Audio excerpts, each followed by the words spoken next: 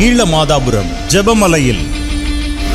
அப்பா பாஸ்டரா இருந்தா பிள்ளை பாஸ்டர் ஆகிறது இல்ல. ஏன்னா அப்பாவே ஊழியத்தை மதிக்கிறது இல்ல. 5ஆம் ஆண்டு ஊழியர்களுக்கான நீ என்ன ப்ராபசி எதிர்பார்த்துட்டு இருக்கிற? நீ ஏன் உங்க ஒப்பனுக்கு ப்ராமிஸ்ரா? உபவாச எழுப்புதல் அபிஷேக முகாம்.